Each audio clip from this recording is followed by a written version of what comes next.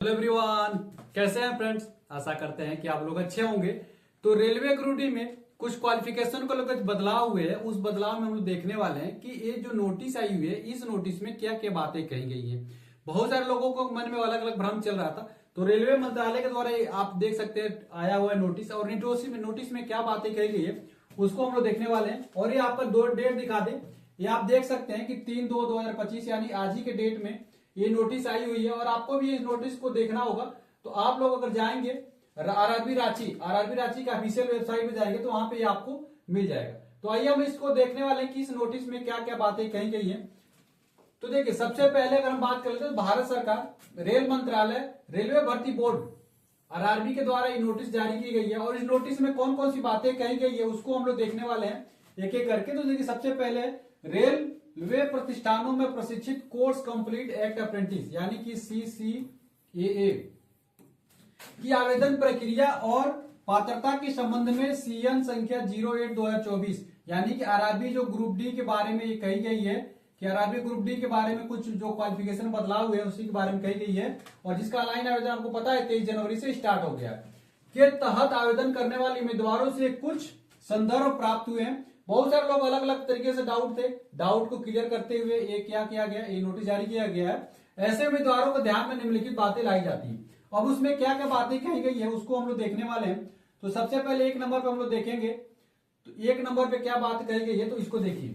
सबसे एक नंबर पे आप देखेंगे तो एक नंबर कहा गया है कि रेलवे प्रतिष्ठानों में प्रशिक्षित किसी भी ट्रेड से कोर्स पूर्ण करने वाले एक्ट अप्रेंटिस CCA आवेदन कर सकते हैं। यानी कि रेलवे के प्रतिष्ठानों में रेलवे के किसी भी संगठन से अगर आपने अप्रेंटिस किया हुआ है, CCA किया हुआ है, रेलवे अप्रेंटिस किया हुआ है, तो आप लोग क्या कर सकते हैं, रेलवे ग्रुप डी का आवेदन कर सकते हैं।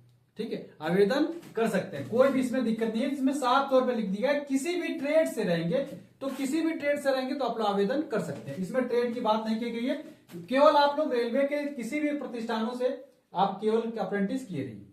दूसरे नंबर पर क्या कही गई है कि CCA जिन्होंने रेलवे प्रतिष्ठानों में प्रशिक्षण प्राप्त किया है और जिनके पास NCVT द्वारा प्रदान किया गया राष्ट्रीय प्रशिक्षुता प्रमाण पत्र यानी कि NAC है, केवल वे ही पात्र हैं। यानी कि रेलवे प्रतिष्ठानों में जिन्होंने प्रशिक्षण लिया हुआ है और जिनके पास NCVT द्वारा प्रदान किया गया राष्ट्रीय प्रशिक्षुता प्रमाण पत्र है, केवल वही लोग फॉर्म को डाल सकते हैं। साफ तौर पर इसमें लिख दिया गया है अगर आपके पास NCVT के द्वारा प्रमाण पत्र नहीं है तो आप लोग ऑनलाइन आवेदन नहीं कर सकते रेलवे ग्रुप डी में। भले ही आप लोग रेलवे से क्या किया हुआ है, अप्रेंटिस किया हुआ है, उसके बावजूद भी आपके पास राष्ट्रीय प्रशिक्षुता प्रमाण पत्र होना जरूरी है। ठीक है, उसके बाद देखने वाले NCVT के अलावा किसी अन्य बोर्ड, संस्थान, संगठन द्वारा जारी प्रमाण पत्र वाले CCA पात्र नहीं है। यानी कि रेलवे भर्ती बोर्ड, रेलवे के द्वारा जो प्रतिष्ठान है उसमें आपने राष्ट्रीय प्रशिक्षुता प्रमाण पत्र आपके पास है तो ही आप पात्र हैं। इसके अलावा आप कहीं से भी बोर्ड से, किसी भी संस्थान से, किसी भी संगठन से आपके पास यदि प्रमाण पत्र है तो आप लोग रेलवे ग्रुप डी का ऑनलाइन आवेदन नहीं कर सकते हैं। साफ तौर पे मना कर दिया गया, आपको डॉक्यूमेंट वेरिफिकेशन बाहर भी कर दिया जाएगा। साफ तौर पे ध्यान रख लीजिएगा। उसके बाद क्या कही गई बात है, तीसरे नंबर पे देखेंगे।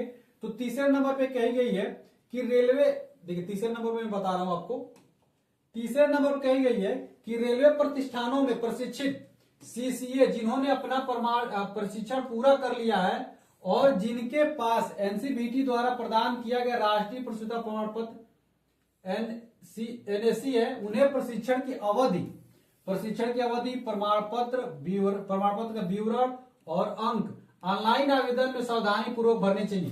देखिए, साफ तौर पे मेंशन कर दिया गया है कि अगर आपने रेलवे से अप्रेंटिस किया हुआ है और आपके पास NCVT द्वारा प्रमाण पत्र है तो आपको ऑनलाइन आवेदन जब करिएगा तो आप कितने नंबर पाए उसमें सर्टिफिकेट का नंबर और ड्यूरेशन, आपने किस टाइम से लेकर कितने टाइम तक आपने प्रशिक्षण किया है, इसका प्रॉपर सही तरीके से मेंशन करिए। किसी भी तरीके से गलत कर दिए तो आपको डिस्क्वालीफाई कर दिया जाएगा।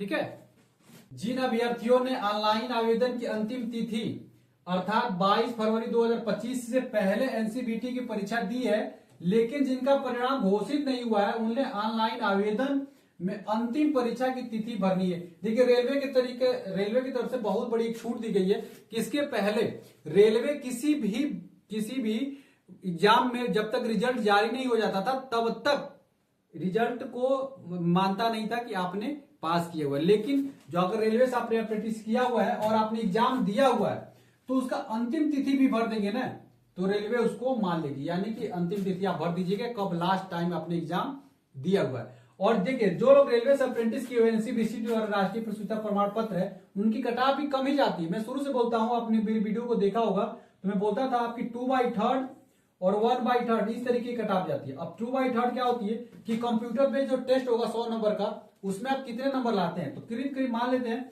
आप 35 नंबर ही लाए, 3 नंबर का 4 नंबर का नॉर्मलाइजेशन हो गया, 39 नंबर हो गया आपका। तो जो नॉर्मलाइजेशन होगा ना उसका 2/3 किया जाएगा, तो कितना आ जाएगा 13 दूना 26 नंबर। और यहां से परसेंटेज लाए 90% लाए हैं तो उसका किया जाएगा 1/3, कितना आ जाएगा 3। अब टोटल मिले कितना हो जाता है 56। तो यही आपका कटाव बन जाती है। तो इस तरीके से कम नंबर में आपका क्या हो जाएगा सिलेक्शन हो जाएगा। चलिए वीडियो अच्छी लगे तो वीडियो को लाइक करिएगा और चैनल को भी सब्सक्राइब कर लीजिएगा और मेरे व्हाट्सएप ग्रुप जो डिस्क्रिप्शन उससे भी जुड़ जाइएगा।